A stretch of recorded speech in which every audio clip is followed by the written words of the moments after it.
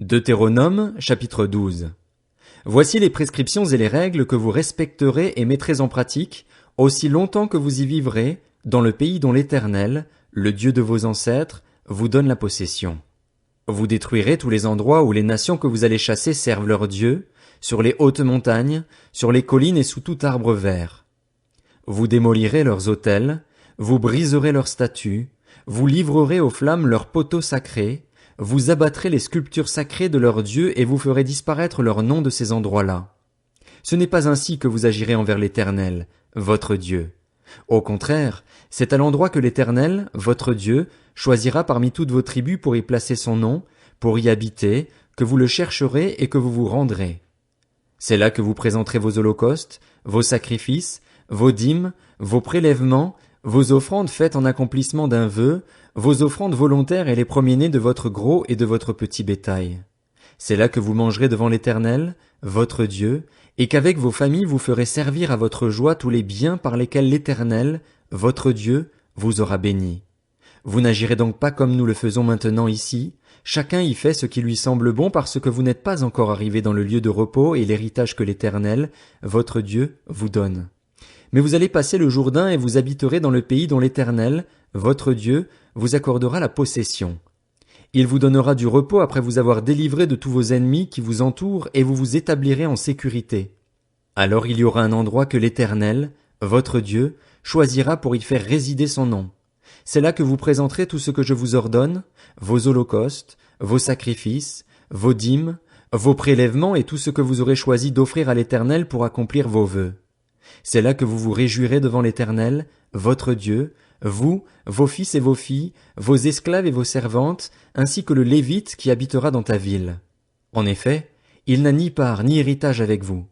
Veille bien à ne pas offrir tes holocaustes dans tous les endroits que tu verras.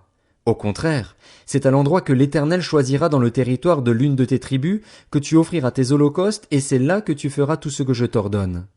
Néanmoins, chaque fois que tu en auras le désir, tu pourras tuer du bétail et manger de la viande dans toutes tes villes, en fonction des bénédictions que t'accordera l'Éternel, ton Dieu. La personne impure et la personne pure pourront en manger, tout comme on mange de la gazelle et du cerf. Seulement, vous ne mangerez pas le sang, tu le verseras sur la terre comme de l'eau. Tu ne pourras pas manger dans tes villes la dîme de ton blé, de ton vin nouveau et de ton huile, ni les premiers-nés de ton gros et de ton petit bétail, ni aucune de tes offrandes faites en accomplissement d'un vœu, ni tes offrandes volontaires, ni tes prélèvements. C'est devant l'Éternel, ton Dieu, que tu les mangeras, à l'endroit que l'Éternel, ton Dieu, choisira, toi, ton fils et ta fille, ton serviteur et ta servante, ainsi que le Lévite qui habitera dans ta ville, et c'est devant l'Éternel, ton Dieu, que tu feras servir à ta joie tous les biens que tu posséderas. Aussi longtemps que tu vivras dans ton pays, fais bien attention de ne pas délaisser le Lévite. Lorsque l'Éternel, ton Dieu, aura élargi tes frontières, comme il te l'a promis, et que le désir de manger de la viande te fera dire « Je voudrais manger de la viande », tu pourras en manger selon ton désir. Si l'endroit que l'Éternel, ton Dieu, aura choisi pour y placer son nom est loin de toi, tu pourras tuer du gros et du petit bétail, comme je te l'ai prescrit, et tu pourras en manger chez toi selon ton désir. Tu en mangeras comme on mange de la gazelle et du cerf. La personne impure et la personne pure en mangeront l'une et l'autre. Seulement, veille bien à ne pas manger le sang, car le sang, c'est la vie. Tu ne mangeras pas la vie avec la viande. Tu ne mangeras pas le sang, tu le verseras sur la terre comme de l'eau. Tu ne le mangeras pas, afin d'être heureux, toi et tes enfants après toi, en faisant ce qui est droit aux yeux de l'Éternel. Quant à ce que tu voudras consacrer et aux offrandes que tu feras en accomplissement d'un vœu, tu iras les présenter à l'endroit qu'aura choisi l'Éternel. Tu offriras tes holocaustes, la viande et le sang, sur l'autel de l'Éternel, ton Dieu. Dans tes autres sacrifices, le sang sera versé sur l'autel de l'Éternel, ton Dieu, et tu mangeras la viande. Retiens et écoute tout ce que je t'ordonne, afin d'être heureux, toi et tes enfants après toi, à toujours, en faisant ce qui est bien et ce qui est droit aux yeux de l'Éternel, ton Dieu. Lorsque l'Éternel, ton Dieu, aura exterminé les nations que tu vas chasser devant toi, lorsque tu les auras chassées et que tu te seras établi dans leur pays, fais bien attention, ne te laisse pas prendre au piège de les imiter une fois qu'elles auront été détruites devant toi. Ne t'informe pas sur leurs dieux en disant « Comment ces nations servaient-elles leurs dieux ? Moi aussi, je veux faire de même. » tu n'agiras pas ainsi envers l'Éternel, ton Dieu. En effet, elles servaient leur Dieu en accomplissant toutes les pratiques abominables que l'Éternel déteste. Elles passaient même leurs fils et leurs filles au feu en l'honneur de leur Dieu. Deutéronome, chapitre 13. Vous respecterez et mettrez en pratique tout ce que je vous ordonne. Vous n'y ajouterez rien et vous n'en enlèverez rien. Si un prophète ou un faiseur de rêves se lève au milieu de toi et t'annonce un signe ou un prodige, et qu'il y ait accomplissement du signe ou du prodige dont il t'a parlé tout en t'invitant à suivre d'autres dieux, des dieux que tu ne connais pas, et à les servir, tu n'écouteras pas les paroles de ce prophète ou de ce faiseur de rêves. En effet, c'est l'Éternel, votre Dieu, qui vous met à l'épreuve pour savoir si vous l'aimez, lui, de tout votre cœur et toute votre âme. C'est l'Éternel, votre Dieu, que vous suivrez et c'est lui que vous craindrez. Ce sont ses commandements que vous respecterez, c'est à lui que vous obéirez, c'est lui que vous servirez et c'est à lui que vous vous attacherez. Ce prophète ou ce faiseur de rêves sera puni de mort, car il a parlé de révolte contre l'Éternel, votre Dieu, qui vous a fait sortir d'Égypte et vous a délivré de la maison d'esclavage, et il a voulu te détourner de la voie dans laquelle l'Éternel, ton Dieu, t'a ordonné de marcher. Tu extirperas ainsi le mal du milieu de toi. Si ton frère, le fils de ta mère, ou ton fils ou ta fille, ou la femme qui repose sur ta poitrine, ou encore ton ami que tu aimes comme toi-même, t'incite secrètement à aller servir d'autres dieux, des dieux que ni toi ni tes ancêtres n'avaient connus, pris parmi les dieux des peuples qui vous entourent, qu'ils soient près ou loin de toi, d'une extrémité de la terre à l'autre, tu ne te montreras pas d'accord avec lui et tu ne l'écouteras pas. Ton regard sera sans pitié envers lui, tu ne l'épargneras pas et tu ne le couvriras pas. Au contraire, tu le feras mourir. C'est ta main qui se lèvera la première contre lui pour le mettre à mort, puis celle de tout le peuple. Tu le lapideras et il mourra parce qu'il a cherché à te détourner de l'Éternel, ton Dieu, qui t'a fait sortir d'Égypte, de la maison d'esclavage. Tous les Israélites en entendront parler et éprouveront de la crainte, et ainsi l'on ne commettra plus d'actes aussi criminels au milieu de toi. Si tu entends dire, au sujet de l'une des villes que l'Éternel, ton Dieu, t'a donné pour habitation, que des hommes mauvais sont sortis du milieu de toi et ont égaré les habitants de leur ville en les invitant à aller servir d'autres dieux, des dieux que tu ne connais pas, tu feras des recherches.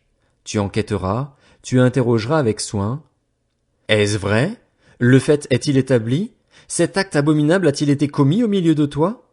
Alors tu frapperas du tranchant de l'épée les habitants de cette ville, tu la voueras à la destruction avec tout ce qui s'y trouvera, et tu en passeras le bétail au fil de l'épée. Tu entasseras tout le butin au milieu de la place, et tu brûleras entièrement la ville avec tout son butin, devant l'Éternel, ton Dieu. Elle sera pour toujours un tas de ruines, elle ne sera jamais reconstruite. Rien de ce qui sera voué à la destruction ne s'attachera à ta main. Ainsi, l'Éternel renoncera à son ardente colère, il fera preuve de tendresse envers toi, il aura compassion de toi et te multipliera, comme il l'a juré à tes ancêtres, si tu obéis à l'Éternel, ton Dieu, en respectant tous ces commandements que je te prescris aujourd'hui et en faisant ce qui est droit aux yeux de l'Éternel, ton Dieu. Deutéronome, chapitre 14. Vous êtes les enfants de l'Éternel, votre Dieu. Vous ne vous ferez pas d'incision et vous ne vous raserez pas entre les yeux pour un décès.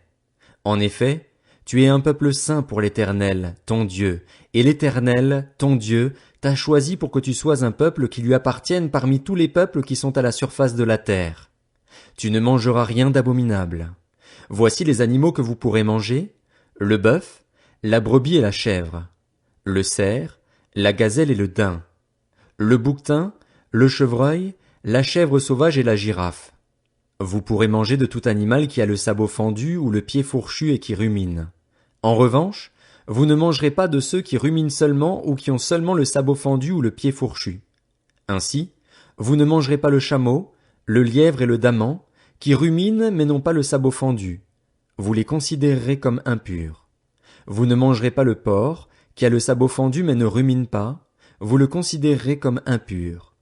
Vous ne mangerez pas de leur viande et vous ne toucherez pas leurs cadavres. Voici les animaux dont vous pourrez manger parmi tous ceux qui sont dans l'eau. Vous pourrez manger de tous ceux qui ont des nageoires et des écailles. En revanche, vous ne mangerez d'aucun de ceux qui sont dépourvus de nageoires et d'écailles, vous les considérerez comme impurs. Vous pourrez manger tout oiseau pur. Voici ceux dont vous ne mangerez pas: l'aigle, l'orfraie, l'aigle de mer, le milan, les diverses espèces de vautours, l'autour, toutes les espèces de corbeaux, l'autruche, le hibou, la mouette, les diverses espèces d'éperviers, le chat-huant, la chouette, le cygne, le pélican, le cormoran, le plongeon, la cigogne, les diverses espèces de hérons, la huppe et la chauve-souris. Vous considérerez comme impur tout reptile qui vole, on n'en mangera pas. Vous pourrez manger tout oiseau pur. Vous ne mangerez d'aucune bête déjà morte. Tu la donneras à l'étranger qui habitera dans ta ville afin qu'il la mange, ou tu la vendras à un immigré, car tu es un peuple saint pour l'Éternel, ton Dieu. Tu ne feras pas cuire un chevreau dans le lait de sa mère. Tu prélèveras la dîme de tout ce que produira ta semence, de ce que ton champ rapportera chaque année, et tu mangeras devant l'Éternel, ton Dieu, à l'endroit qu'il choisira pour y faire résider son nom, la dîme de ton blé, de ton vin nouveau et de ton huile, ainsi que les premiers-nés de ton gros et de ton petit bétail. Ainsi tu apprendras à toujours craindre l'Éternel, ton Dieu. Lorsque l'Éternel, ton Dieu, t'aura béni, peut-être le chemin sera-t-il trop long pour que tu puisses transporter ta dîme, parce que tu habiteras loin de l'endroit que l'Éternel, ton Dieu, aura choisi pour y faire résider son nom. Alors, tu échangeras ta dîme contre de l'argent, tu serreras cet argent dans ta main et tu te rendras à l'endroit que l'Éternel, ton Dieu, aura choisi.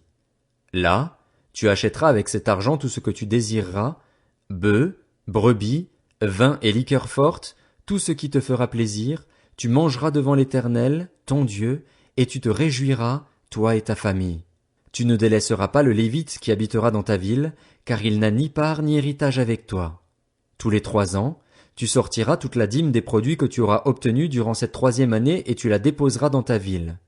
Alors le Lévite qui n'a ni part ni héritage avec toi, l'étranger, l'orphelin et la veuve qui habiteront dans ta ville viendront et ils mangeront à satiété. Ainsi l'Éternel, ton Dieu, te bénira dans tous les travaux que tu entreprendras de tes mains.